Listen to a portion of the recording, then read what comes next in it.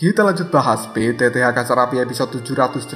Oke, langsung usah banyak mang-ming-meng, kita langsung masuk aja ke pembahasan.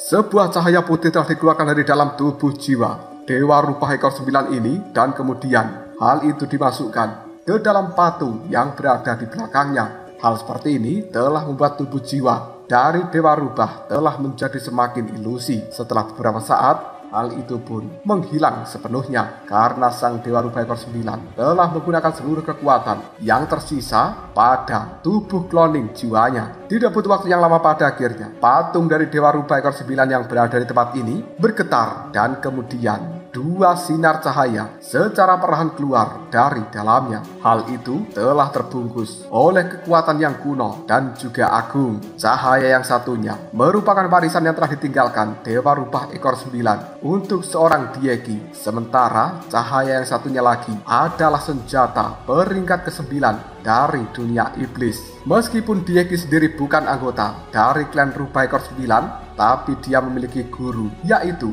Nona Rubah ekor 6. Maka dari itu, tidak sulit bagi seorang Dieki untuk bisa mendapatkan dan juga menelan warisan ini. Pandangan mata dari Dieki melihat Soyen, dan kemudian dia bertanya, "Kakak Soyen, benda ini sebenarnya adalah..." Soyen menatap Dieki dengan serius, dan kemudian dia menimpali, "Yang satu itu adalah warisan dari Dewa Rubah ekor 9. Kau bisa mengambil hal itu, dan lebih baik kau murnikan di dalam tempat ini. Jangan sampai kau bawa keluar. Pasti hal seperti ini akan menimbulkan banyak keributan di luar sana. Apalagi aura jahat yang berada di dalam penjara penekan iblis ini telah aku murnikan sepenuhnya, dan itu membuatmu jauh lebih aman dari hal-hal buruk yang akan menimpa dirimu." Dieki menganggukkan kepalanya sambil menimpali, "Baiklah kakak Soyen, terima kasih banyak atas bantuanmu." Tanpa ragu lagi, Dieki segera mengulurkan tangannya, dan kemudian dia meraih gumpalan cahaya putih yang sangat menyilaukan. Dieki lalu mengambil posisi duduk bersila, dan dia telah mencoba untuk menelan cahaya putih yang sangat murni dan merupakan warisan dari Dewa Rubah. Kali ini Dieki telah benar-benar memasuki kondisi meditasi.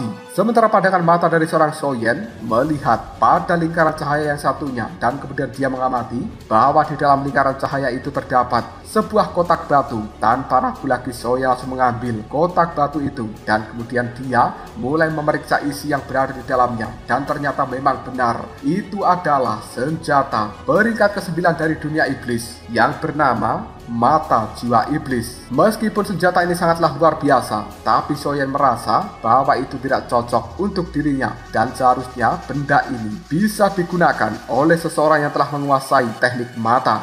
Pandangan mata dari seorang Soyen tiba-tiba saja melirik pada Cailin yang berada di sebelahnya, dan kemudian Cailin mengerti apa maksud dan juga pikiran dari Soyen. Dia buru-buru menggelengkan kepalanya sambil mengatakan, "Aku tidak perlu dan juga tidak butuh senjata itu. Lebih baik kau berikan saja pada seseorang yang telah kau janjikan." Soyen terdiam sejenak, dan kemudian dia berpikir bahwa Sun sudah memiliki senjata gagak emas. Yun telah mengendalikan api suci dan juga pedang kaisar surgawi Taiji.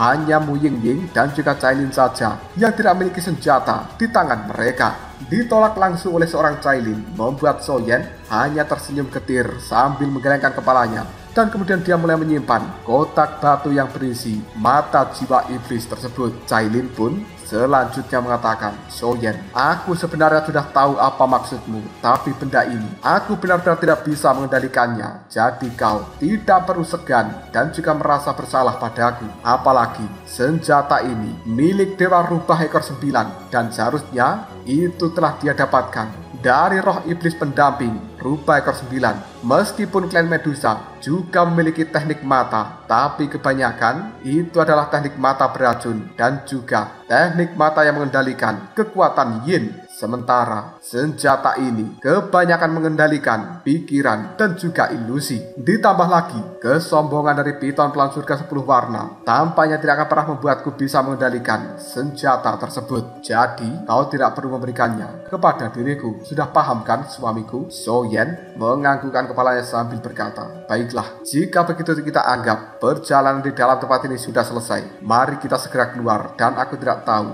apakah kita bisa menemukan senjata luar biasa yang berguna untuk dirimu di dalam dunia iblis ini? Lebih baik kita tinggalkan Dieki supaya dia lebih terfokus pada penyerapan warisan itu, karena masalah yang berada di dalam istana Dewa Iblis ekor 9 sudah selesai. Mari kita kembali dan bertemu dengan tetua King Luan. Mendengarkan hal seperti ini membuat Cailin menganggukkan kepalanya, dan kemudian mereka berdua meninggalkan istana Dewa Rubah ekor 9 ini. Soyen bersama dengan Cailin kembali ke gedung berbintang, dan kemudian dia telah mendapati bahwa tetua King Luan berada di dalam tempat itu bersama dengan tetua yang lainnya. Pandangan mata dari King Luan ketika melihat sosok dari Soyen telah kembali. Dia pun tersenyum dan kemudian berkata, "Soyen, bagaimanakah hasilnya?" Soyen sambil tersenyum, dia pun berkata, "Tetua King Luan, kau tidak perlu khawatir, untungnya perjalanan kita tidak sia-sia." Soyen kemudian menunjukkan kotak batu yang berada di tangannya, dan dia mulai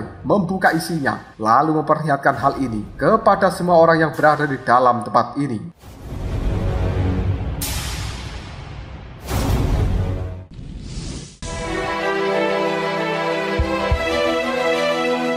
King Luan dengan penuh keterkejutan, dia pun mengatakan, "Itu sebenarnya memang senjata mata jiwa iblis. Soyen, aku sangat berterima kasih banyak kepada dirimu." Soyen pun segera menyerahkan kotak batu itu kepada King Luan, dan kemudian Soyen pun kembali mengatakan, "Namun tetua King Luan, aku harus menyampaikan satu kabar buruk. Sebenarnya di dalam kuil iblis ekor 9 itu adalah penjara penekan iblis peringkat kelima di dalam dunia 1000 besar. Dan selama ini telah memenjarakan setengah dewa jahat. Pemimpin rubah ekor 9 kalian sebenarnya telah mati. Tubuh fisik dan juga jiwanya telah hancur total di dalam tempat itu." Mendengarkan ucapan dari seorang Soyen, para tetua lainnya hanya bisa berkata, "Omong kosong." Fluktuasi energi yang sangat mengerikan dipancarkan dari dalam tubuh mereka dan bersiap untuk memberikan serangan terhadap Soyen. Namun tiba-tiba saja King Luan melambaikan tangannya. Sebuah kekuatan yang agung menyebar dan memberikan tekanan kepada para tetua yang tidak percaya dengan ucapan Soyen itu. Hal ini dilakukan sambil berkata, "Jika kalian bertindak dengan cara gegabah, aku tidak segan-segan menyeret kalian dan menghukum sesuai aturan dari klan rubah ekor 9. Tuan Soyen telah menjadi tamu kehormatan bagi klan rubah ekor 9 kita mulai hari ini dan juga di masa depan. Jika sampai ada yang bertindak tidak sopan, jangan salahkan diriku." Soyen kemudian mengatakan, "Tetua King Luan, karena perjalanan di dalam tempat ini sudah selesai, mungkin aku tidak bisa tinggal lebih lama. Selamat tinggal, karena aku masih memiliki hal yang harus dilakukan pada saat ini." Tetua King Luan hanya bisa mengangguk, dan kemudian baru saja Soyen akan meninggalkan gedung berbintang ini, tiba-tiba Dieki muncul sambil berkata, "Kakak Soyen, tunggu sebentar. Mungkin aku tahu cara menekan kekuatan dari kakak Cailin untuk sepenuhnya dan bahkan menyempurnakan serta menggunakan kekuatan tersebut." Kemunculan dari Dieki di dalam tempat ini, seluruh tubuhnya diselimuti oleh kekuatan cahaya putih yang sangat memesona, dan itu adalah kekuatan dari Dewa Rubah ekor 9.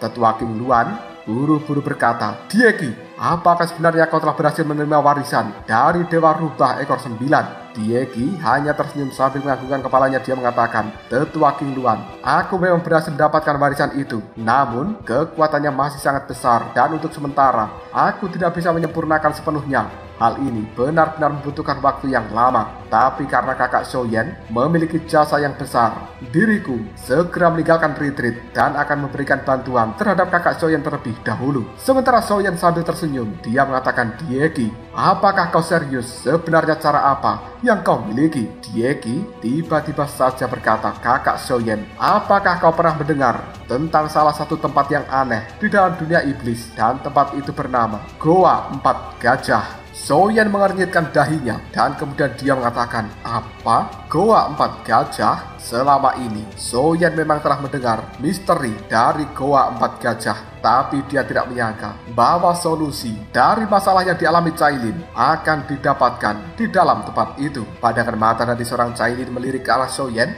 dan kemudian dia bertanya, "Apakah kau benar-benar tahu tentang Goa 4 Gajah ini?" Soyen kemudian menimpali, "Sebenarnya aku hanya sedikit mengetahui informasi tentang Goa 4 Gajah." Sementara Dieki tiba-tiba saja mengatakan kepada Cailin, "Kakak Cailin, ada banyak sekali rumor tentang Goa 4 Gajah di dalam dunia iblis kita. Namun, yang kita tahu selama ini bahwa tempat itu adalah tempat yang teraneh, peringkat kedua dari dunia iblis. Meskipun begitu, di sana ada banyak peluang dan juga bahaya. Kakak Soyen, apakah kau masih mengingat tentang Kaisar Iblis? Bahwa dia sebelumnya pernah memiliki api suci peringkat ke-16 yang bernama api iblis surgawi. Ada banyak rumor tentang Goa 4 Gajah ini, tapi menurut warisan dari Dewa Rupa ekor 9, sepertinya ada sesuatu di dalam sana yang bisa digunakan untuk memurnikan kekuatan piton pelan surga 10 warna di dalam tubuh kakak Cailin. Selain itu, juga ada resep. Meskipun peringkat dari resep ini hanya berada di tingkat ke-8, tapi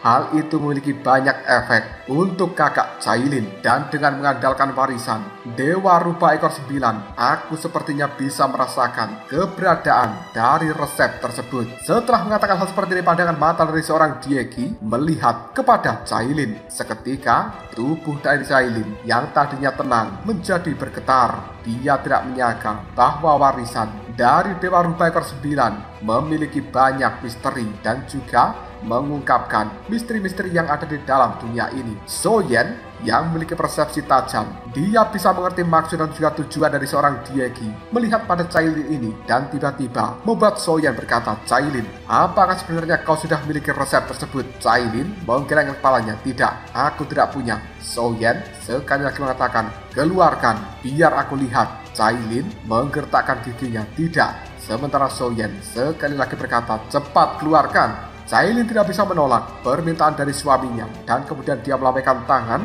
Dari dalam cincin penyimpanan kali ini telah keluar sebuah gulungan yang berwarna emas. Soyen kini telah langsung membuka gulungan itu, dan kemudian dia segera berkata, "Sebenarnya ini memanglah gulungan resep yang berada di puncak tingkat surga level ke-8. Dan ini adalah gulungan untuk membuat pil pemulihan peleleh jiwa, sebuah ramuan suci yang bisa menyembuhkan kekuatan orang mati dan juga menyatukan jiwanya."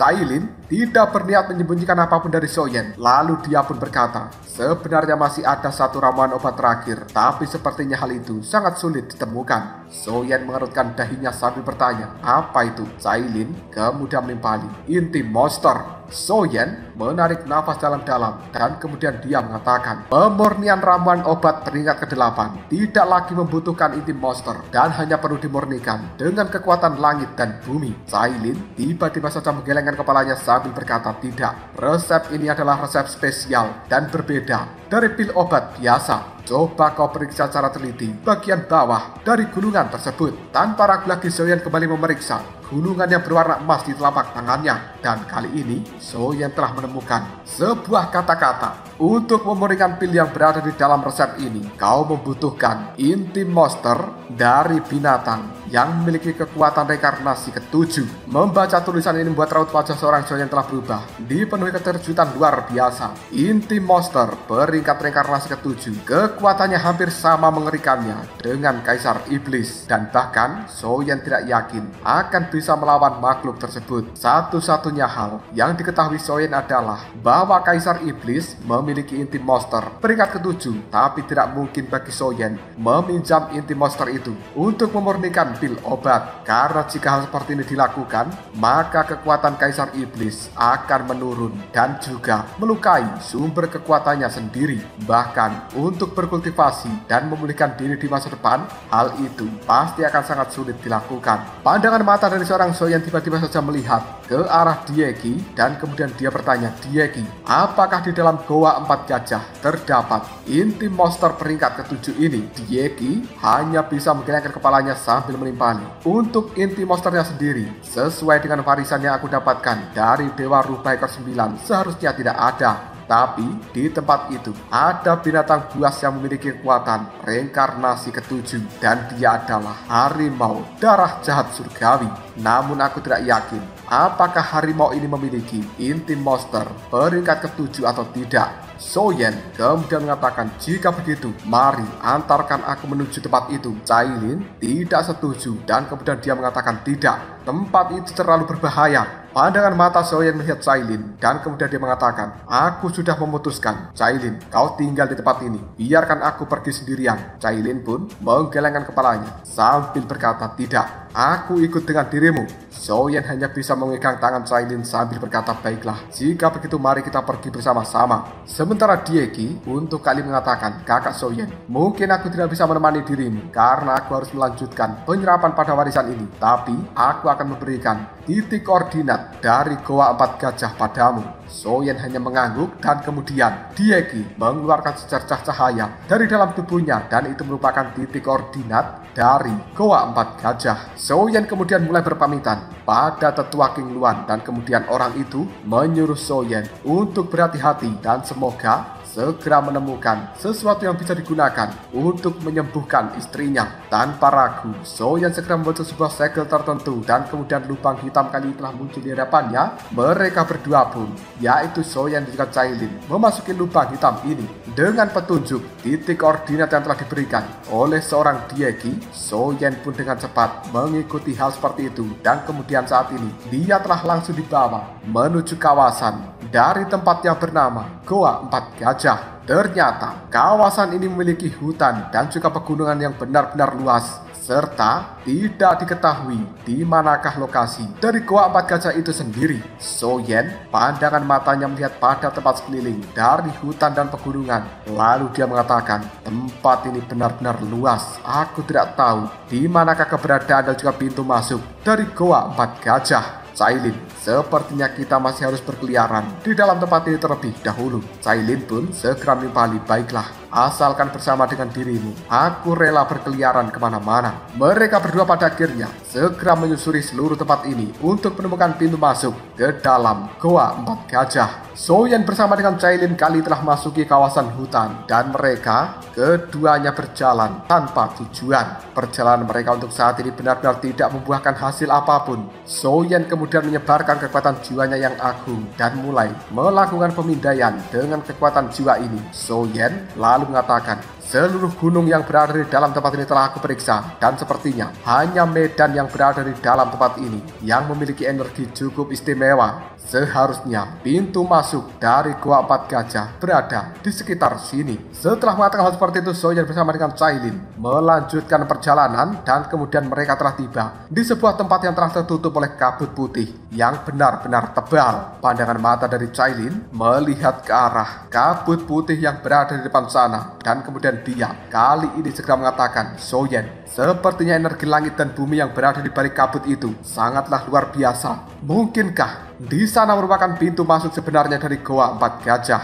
Soyen kali ini menggunakan kekuatan yang berada di dalam tubuhnya untuk menyebarkan kabut putih tersebut dan kemudian terlihat sebuah jurang yang sangat dalam.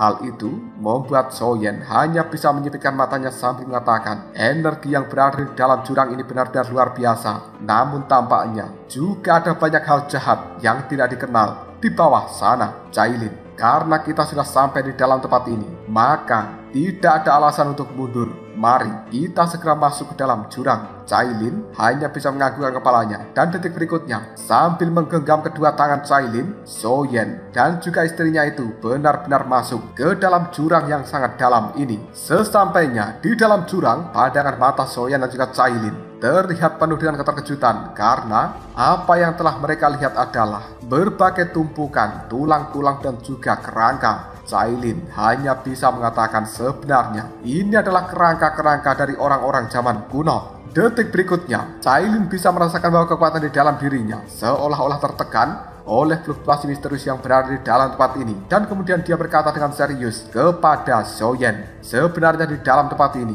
ada sebuah kekuatan misterius yang telah memenjarakan seluruh kekuatan di dalam tubuh kita. Dan seiring berjalannya waktu, begitu kekuatan di dalam tubuh kita tertekan sepenuhnya, maka kita pasti akan mati. Soyen, mungkin kita harus segera keluar dari dalam tempat ini. Soyen hanya bisa menggelengkan kepalanya sambil berkata, karena kita sudah sampai di sini. Meskipun fluktuasi energi ini sangat menakutkan dan juga memberikan tekanan yang luar biasa, bukan berarti tidak ada solusi. Lihatlah baik-baik apa yang berada di depan sana. pandangan mata dari Cailin langsung melihat ke arah yang ditunjuk oleh Soyen, dan kemudian dia telah menemukan sebuah gerbang batu yang membuat Cailin tiba-tiba saja mengatakan itu sebenarnya adalah sebuah gerbang istana. Gerbang batu kuno kali ini telah ditutupi oleh tanaman-tanaman merambat yang sangat banyak. Cailin tiba-tiba saja menggelengkan kepalanya sambil mengatakan, tapi bagaimana kita bisa mencapai gerbang tersebut? Dari tempat ini ke arah gerbang setidaknya masih memiliki jarak 100 meter. Ditambah kekuatan di dalam tubuh kita telah tertekan oleh kekuatan aneh yang berada di dalam tempat ini. Jika kita mendekati gerbang tersebut, maka pasti akan muncul dampak-dampak yang tidak terduga dan bahkan itu merusak diri kita sendiri. Soyen menggenggam erat tangan dari Cailin dan kemudian dia mengatakan, untuk hal seperti ini percayalah padaku, tutup matamu dan mari kita segera pergi. Soyen pun langsung membopong tubuh dari Cailin dan kemudian dia telah menggunakan kekuatan api suci untuk melindungi tubuh mereka berdua. Tanpa ragu lagi, kali ini Soyen berlari dengan sangat cepat untuk mendekati gerbang yang sangat aneh tersebut. Setelah cukup dekat, Soyen akhirnya menurunkan Cailin kembali dan kemudian pandangan mata dari keduanya mengamati pintu gerbang batu yang sangat aneh ini. Lalu Cailin tiba-tiba saja mengatakan, Soyen, sepertinya ada sesuatu seperti portal di dekat dari gerbang itu. Tanaman-tanaman merambat ini sepertinya tidak tumbuh liar, tapi memang sengaja ditumbuhkan untuk melindungi portal tersebut. Jika dilihat-lihat, portalnya mirip sekali dengan seekor naga. Soyen tiba-tiba saja teringat sesuatu dan kemudian dia berkata pada Cailin, aku khawatir bahwa portal ini sepertinya memang salah satu pintu masuk untuk menuju Goa Empat Gajah, dan ini bernama Pintu King Long. Meskipun aku tidak tahu bagaimana cara membukanya, tapi masih bisa dicoba. Cailin mundurlah sedikit. Mendengarkan ucapan dari seorang Soyen membuat Cailin mengambil langkah untuk mundur, sementara Soyen telah menggigit ujung jarinya dan kemudian darah naga secara perlahan keluar dari dalam tubuhnya lalu berubah menjadi bentuk bayangan naga emas. Hal itu membawa aura menakutkan dan kemudian naga emas ini meraung pada portal yang berada di tempat ini hingga akhirnya diar, portalnya pun hancur. Kemudian sebuah pusaran tiba-tiba saja muncul di pintu gerbang yang besar. Selanjutnya Soyen melihat pada Cailin sambil mengatakan, akhirnya berhasil Cailin, ayo kita masuk. Dalam seketika mereka berdua melompat ke dalam pusaran yang berada di pintu gerbang besar itu. Setelah masuk ke dalam pusaran ini, tekanan yang tadi dirasakan di dalam tubuh Soyen dan juga Cailin lenyap begitu saja. Namun kali ini mereka sepertinya telah tiba di sebuah dimensi khusus. Mungkinkah ini adalah dimensi dari Goa Empat Gajah?